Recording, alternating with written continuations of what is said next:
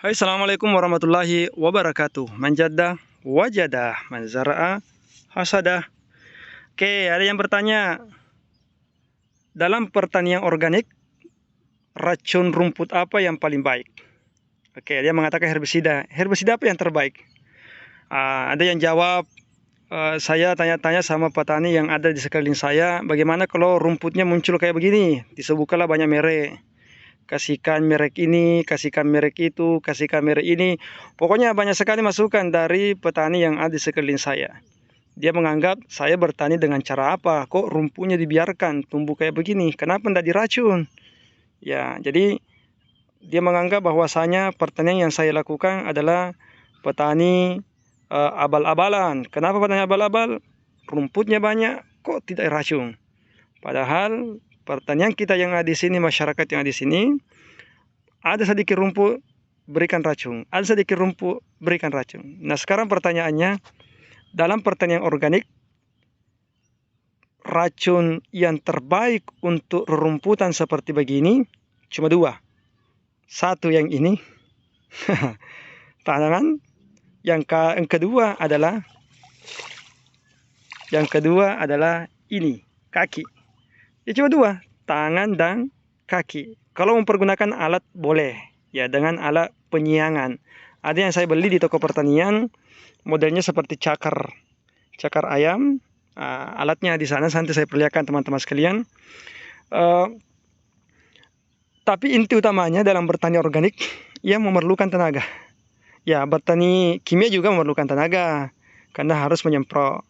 Tapi mungkin tenaganya jauh lebih banyak pertanian organik dibandingkan pertanian kimia. Tapi salah satunya untuk bersentuhan langsung dengan padi kita, yaitu dengan menggunakan tangan. Nih teman-teman sekalian, ini hanya perlihatkan contoh karena ketika saya akan mencabut ini mempergunakan kaos tangan. Oke. Cabut. Ini sahabat kita ini. Ya, ini sahabat kita. Minta maaf saya cabut ya. Untuk memperbaiki unsur hara yang ada di sekeliling. Ya, tapi jangan bersedih. Setelah saya cabut, oke, saya masukkan kembali ke dalam tanah. Lihat kaki saya. Ini alat yang kedua. Alat yang kedua teman-teman sekalian. Cabut. Semangat. Cabut. Ini 50 cm. Artinya setengah meter dulu, tapi sekarang sudah dilihat dari atas sudah mulai baku sambung. Di sini tempat agak kurang subur, tetapi yang di pinggir-pinggiran di sana itu sangat subur teman-teman sekalian. Ya mungkin salah satu faktornya ini terlambat saya cabut ini. Oke, cabut, makanannya dimakan semua si eceng gondok ini. Tapi ini juga ciptaan Tuhan. Ya, saya minta maaf saya cabut. Jangan risau, tumbuh lagi nanti musim yang akan datang. Setelah saya cabut, saya masukkan kembali Anda dalam tanah. Insyaallah saya tidak buang Anda, saya masukkan di sini. Oke, nanti ketemu lagi pada musim yang akan datang. Musim sawah akan datang karena setelah dicabut begini tidak mungkin tumbuh lagi. Kenapa tidak mungkin tumbuh? Karena dia sudah tertutup oleh padi, tidak terkena sinar matahari. Ya, semua tumbuh-tumbuhan pasti butuh matahari. Maka ketika padinya sudah tinggi kayak begini, kemudian kita masukkan dalam tanah, maka otomatis dia sulit untuk tumbuh. Nah, nanti tumbuh ketika musimnya akan datang. Karena masih ada biji-bijiannya, masih ada unsur di dalam tanah, maka dia tumbuh lagi. Tumbuh lagi, itu bagian daripada konsep alam, sunnatullah kalau bahasa agamanya. Ya, segala yang kita masukkan dalam tanah, itu baik. Apapun yang kita masukkan dalam tanah. Sampai-sampai kita sendiri teman-teman sekalian kelak masuk dalam tanah, juga unsur kebaikan di dalam tanah. Ya, makanya kalau mau lihat kunang-kunang saat ini, ya, yang dulunya banyak di persawahan itu sudah tidak ada lagi. Yang justru ada di tempat pemakaman. Kenapa tempat pemakaman? Karena di tempat pemakaman itulah tanahnya yang paling subur. Kenapa subur kok? Ada manusia, ada saudara-saudara kita, nenek moyang kita yang ada sekelilingnya ditanam masuk dalam tanah. Kemudian tanah menjadi subur, maka muncul kunang-kunang.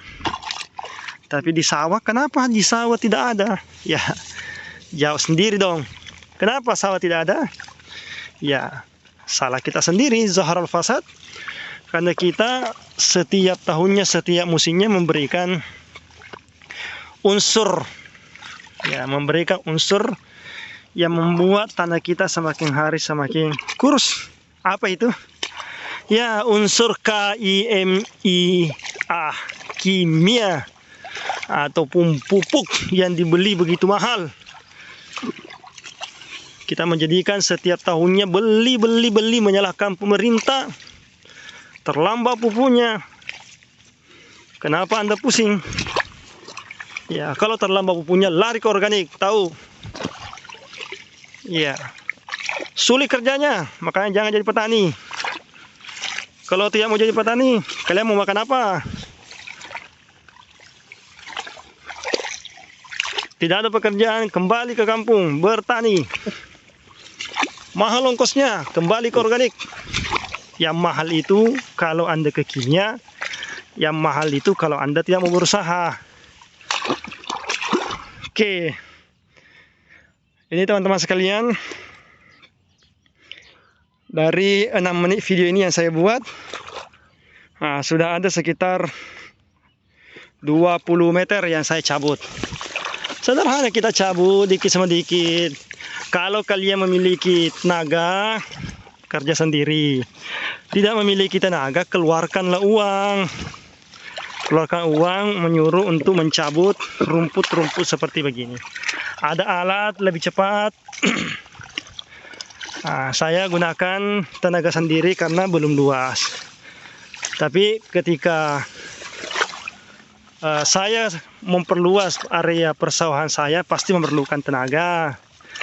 Ya, karena kemarin ada komentar, wah kalau cuma beberapa area bisa dong.